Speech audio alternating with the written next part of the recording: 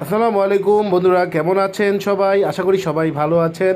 বন্ধুরা দেখুন, আমরা ভারতের মধ্য দিয়ে যে ট্রান্সশিপমেন্ট চুক্তির মাধ্যমে নেপাল এবং ভুটানে জিনিসপত্র পাঠাতাম, ব্যবসা বাণিজ্য করতাম আর কি, ব্যবসা বাণিজ্য, তো সেইটা আসলে চুক্তি থেকে ভারত সরে গিয়েছে। তারা আমাদেরকে এইটা আর করতে দিবে না। তো আমাদের এর মাধ্যমে আসলে কি হয়েছে? কোনো ক্ষতি হয়েছে? কোনো ক্ষতি হওয়ার মতো কোনো সুযোগই নেই। আমরা এখান থেকে খুবই ছোট পরিমাণে ব্যবসা করতাম, যেটাতে আসলে নেপাল এবং ভুটান লাভবান হতো, এই আর কিছু না। আসলে এসব করে ভারত আমাদেরকে দেখাইতে চাচ্ছে যে আসলে তারা আসলে অনেক কিছু করতে পারে আমাদেরকে। তারা আমাদেরকে একটু ভয় দেখাচ্ছে আসলে, বুঝছেন?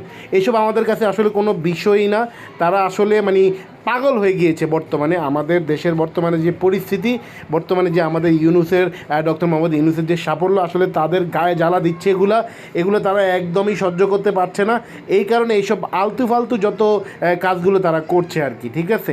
তো আপনারা সবাই আসলে বন্ধুরা অবশ্যই ডক্টর মোহাম্মদ ইউনূসকে সাপোর্ট করবেন, কারণ ভারতদের গায়ে জ্বালা, তাদের সরকারের জ্বালা, আমাদের সরকার, আমাদের ডক্টর মোহাম্মদ ইউনূস সঠিক পথে আছে।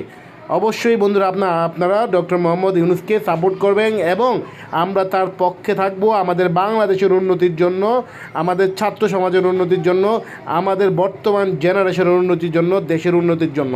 50 বছর রাজনৈতিক দলকে আমরা বহু সুযোগ দিয়েছি, তারা আমাদের কোনো সুযোগ সুবিধাই কাজে লাগাতে পারেনি।